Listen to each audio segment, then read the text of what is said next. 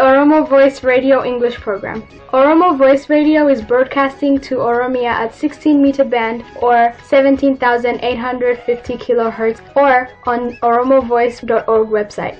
OVR broadcasts Oromia Insight program every Monday for 15 minutes at 7:15 p.m. Oromia local time. Welcome to Oromia Insight program.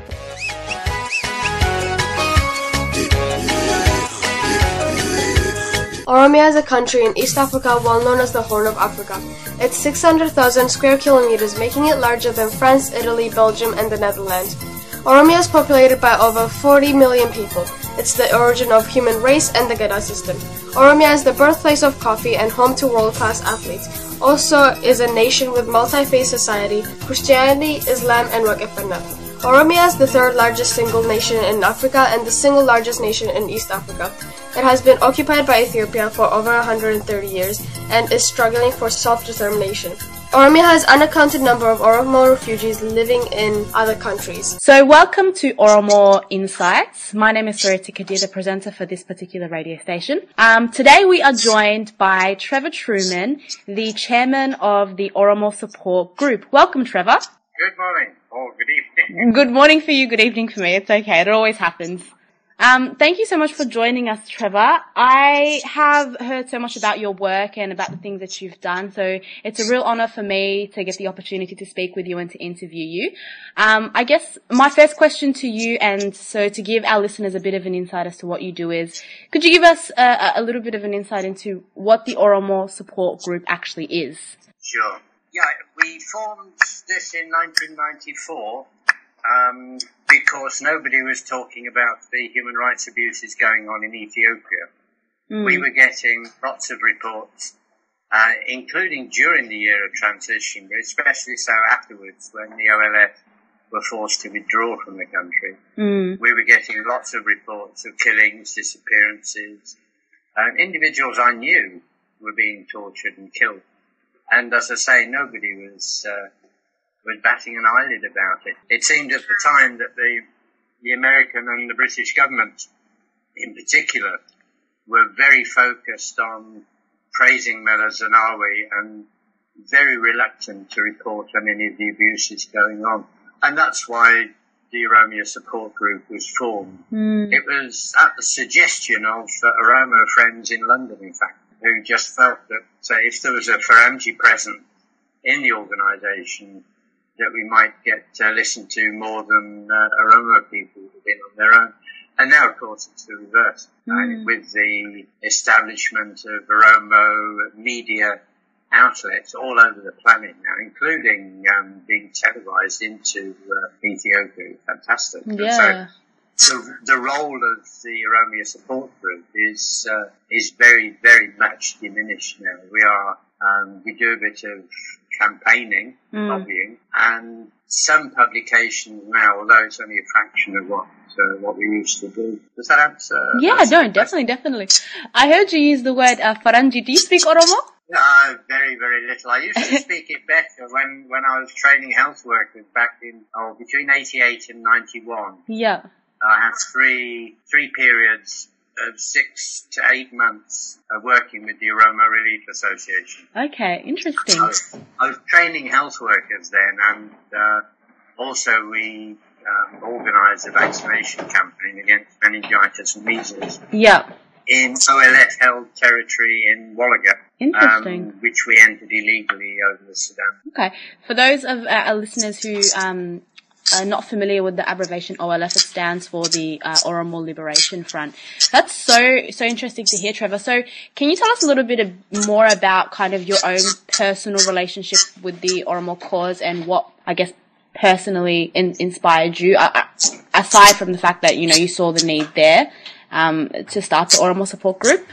Well, it was just good fortune, really. Most people come to hear about Ethiopia and the problems there through the eyes of the northern people who have more established contacts with media and with organisations, largely Amhara, Tigray and Eritrea people.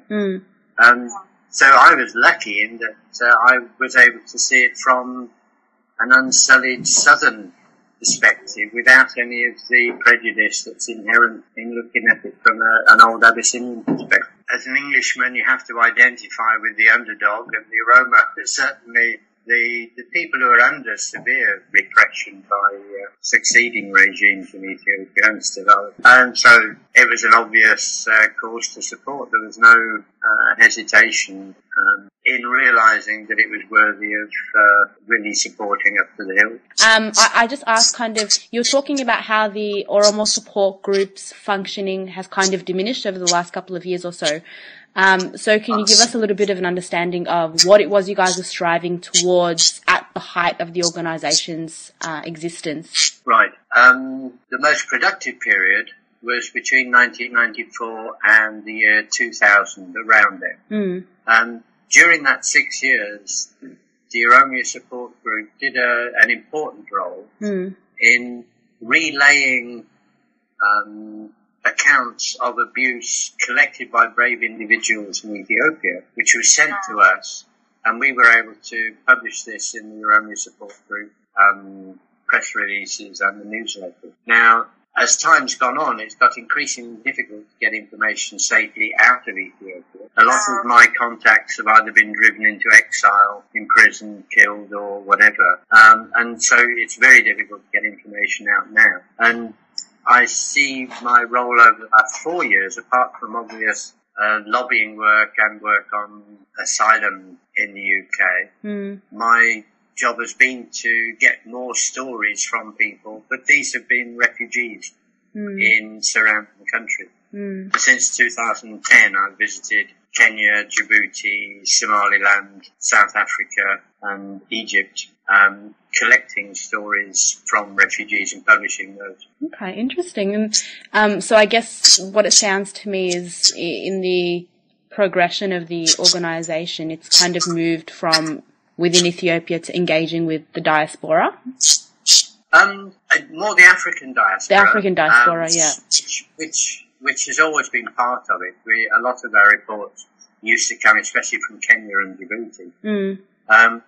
But seeking out stories in those countries where you've got some sort of control over who you're speaking to, and some way of verifying the accounts.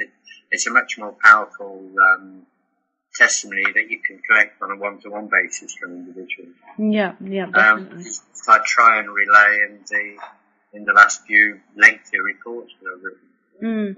And so this year was, not this year, I guess, it's 2015 now, last year in 2014, was quite a remarkable year in a lot of that activism coming back to life within the Oromo community within Ethiopia, especially among students and who are now being referred to as the Kube generation. What were kind of your thoughts around that and the Oromo support group's reaction to that reliving of activism, I guess? It's, on the one hand, extremely gratifying to see the strength of confidence that the Oromo youth have. But as this has grown and the temperature has gone up in the debate between the old Ethiopianist, so-called Amhara perspective, and the, unity being of prime importance in terms of statehood and in terms of the governing process within the empire, within Ethiopia. And that view has been antagonized as the Oromo confidence has grown. And instead of having increasing dialogue and cooperation, really building in terms of the future, what we've seen is really playing along to the TPLF agenda. Mele Zenawi would be chuckling to himself in his grave if he could see Oromo and Amharas fighting against each other, because this is the one way of guaranteeing that the TPLF will succeed for years to come. The biggest danger, of course, is when the TPLF fail, when they fall to pieces, when they implode, which is inevitable somewhere down the line. But we've seen in other countries the aftermath of when a repressive regime is removed from power and there's been no dialogue, no mechanism set up to dialogue before it's toppled. For example, what happened in Yugoslavia, that you had a repressive regime. Once the lid was taken off, people slaughtered each other. Syria, Libya, Egypt, Iraq, practically anywhere that the West has had a hand in over the last decade or two, you can see the aftermath of a repressive regime and a power vacuum when that regime goes, and then bloodshed. And the way the rhetoric is being blown up by both sides of the argument, Oromo and Hara arguments, in social media and on the internet, is very dangerous in my view. And we really ought to be thinking very seriously about the middle term future now. And if we want to return to a transitional setup, which I think would be the best way, as it was in 91, if we want to return to that in a real sense rather than the facade of democracy that way. Interesting. Then if we want to return to that, then we have to have mechanisms of dialogue with groups that we are opposed to ideologically and in terms of interpretation of history, this sort of thing. If we don't have dialogue now, there's going to be an awful lot of bloodshed before there's eventually dialogue. So, does that make sense? Yeah, definitely. It's a really interesting perspective. I think I can only speak from living outside of Ethiopia and growing up outside as an Oromo, and what I saw happen in 2014 with that was reigniting a lot of conversation within the diaspora, especially among young people, around what it meant to be an Oromo, and what it meant to carry that kind of a history living outside of the country. And I saw dialogue in a different sense between the diaspora and our home and our current situation. And so, there are many, many different perspectives to take, but that is definitely an interesting one. Coming back to the Oromo support group, where do you see it going in the future? Do you kind of see it diminishing and continuing to go that way, or do you see it coming back to life at some point? It'll always have a small role to play because it's got history. I mean, we've been around since 1994, and so there's a bit of experience in terms of dealing with government and in terms of dealing with the UN, which hopefully we can reap some benefit from. But the importance of OSG is not what it used to be. I mean, now we have Oromo organisations, and it's far better for Oromo people to definitely. Definitely, I agree. Speaking on their behalf. Yeah. But as I say, one of my big roles now, I think, is trying to influence people to set up mechanisms to prevent problems in the future. Definitely. Prevention is always better than a cure, they say. Well, there won't be any cure for mass killing, will there? Once it's happened, it's happened. Yeah. I was trying to make a light-hearted joke, but didn't go down so well. That's okay.